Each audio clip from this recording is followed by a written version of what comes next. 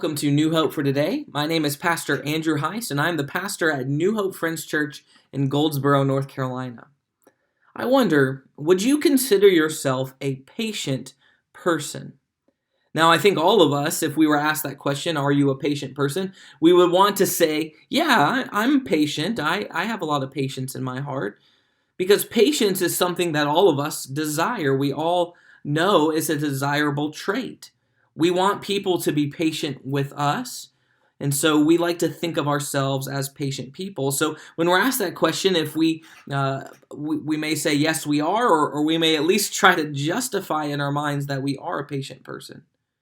But if you truly want to know if you're a patient person, what you must do is simply ask anyone that interacts with you on a very regular basis, whether that's your spouse or your kids or maybe a friend or a coworker. If you ask them, do you consider me to be a patient person? And if they're honest with you, they will tell you whether or not you are patient. We all want to be patient, I think. But one thing that has really been troubling to me over these past several days, as we've waited for the election results, is that I've seen an overwhelming lack of patience in our society. We have become so accustomed to getting things now. I can literally right now drive up to a building and hand them some money, and they'll hand me some food, and normally it takes less than 5 minutes. I don't have to wait for it anymore. We're so quick. We want things right now, and we've lost the virtue of patience in our society. You know, there's a story that's told of an old man who didn't have many friends, so he decided that he was going to get himself a pet. And so he went to the pet store, and he didn't want just any pet. He wanted it to be a kind of a conversation starter. He wanted the pet to be just a good icebreaker for him. So he went into the pet store and he looked at the pet owner and he said, "Give me the most interesting pet that you have." Well, the pet store owner thought for a second and he said, "Well, I think the most interesting pet that we have is our centipede."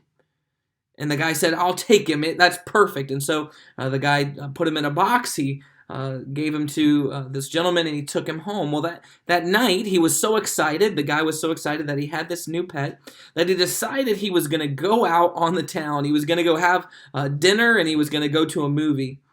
And so what he did is he opened the box and he decided that he was going to see if the centipede wanted to go with him. So he looked down at the box and he said, "Hey, centipede, would you like to come with me to go out to eat and to a movie?"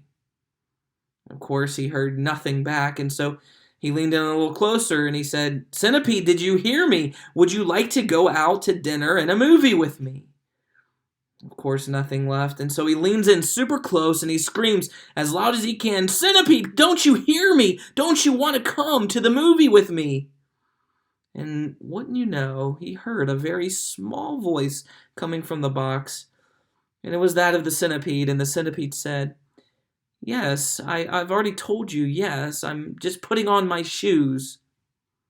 Now, of course, this is a very silly story, and it kind of displays this idea of patience. But I'd ask, are we being patient people? Are you patient with the people that are in your life? Are you patient with those who are closest to you? You know, the scriptures tell us that when we love someone truly and we truly are showing love, that love is patient. And so the scriptures over and again tell us to be patient. And one of those places is James chapter 5. James chapter 5 says this in verse 7. It says, "Be patient, therefore, brothers, until the coming of the Lord. See how the farmer waits for the precious fruit of the earth, being patient about it until it receives the early and late rains. You also be patient. Establish your hearts, for the coming of the Lord is at hand."